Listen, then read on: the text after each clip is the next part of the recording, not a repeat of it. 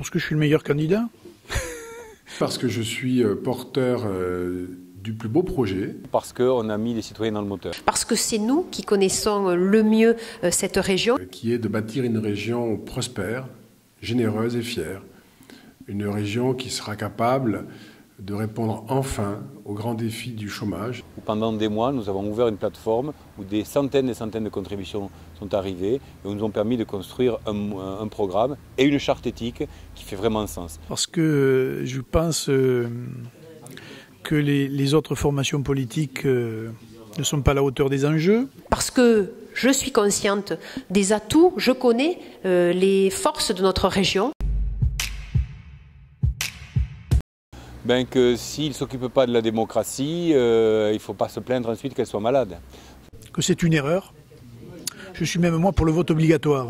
Voilà. Que si on ne va pas voter, ce qui reste une liberté, hein, on n'est pas dans un pays de vote obligatoire, heureusement. Quand on ne va pas voter, on donne plus de poids, plus de pouvoir à ceux qui vont aller voter.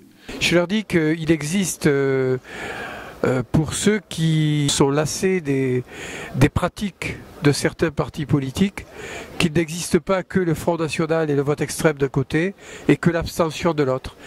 Je leur dis que c'est essentiel de choisir la région de demain. Le vote est essentiel pour que la région reste à gauche. Un nom qui fédère et un nom qui rayonne à l'international.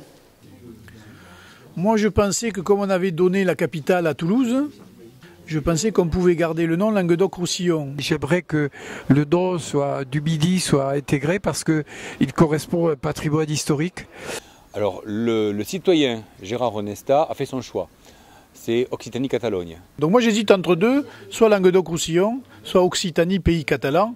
Moi, je pourrais dire Occitanie, Languedoc, mais ça n'est qu'un point de vue très personnel. Gérard Onesta, président, s'engage à ce que ce soit un référendum sur l'ensemble de la région qui décide du nom de la future région. Si je raisonne en tant que président de conseil régional, je dois avoir non seulement l'idée d'un nom, mais une méthode pour que le plus de personnes possible soient associées à l'invention du nom. La première mesure, c'est de déclencher un diagnostic de territoire sur le grand périmètre régional parce qu'il faut prioriser les ordres d'investissement, que ce soit la route, le rail, les ports, les aéroports.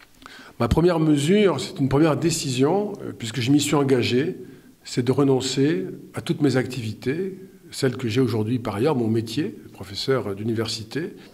Mais ma première mesure, ce sera d'investir et de mettre en œuvre des mesures de soutien aux entreprises. C'est de diminuer l'ensemble des moyens de la communication de l'institution. Voilà. Je pense que ça, c'est à faire tout de suite. Ma promesse est d'être celui qui se consacrera entièrement pendant la durée du mandat à cette fonction-là. Parce que c'est nous qui connaissons le mieux cette région et qui proposons des projets qui sont adaptés aux réalités de nos territoires et aux besoins de nos concitoyens.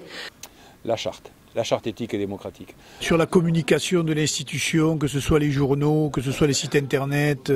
Si je suis président, je ne serai pas celui qui coupe, qui tranche. La décision sera collégiale. Premier acte, réinventer la démocratie.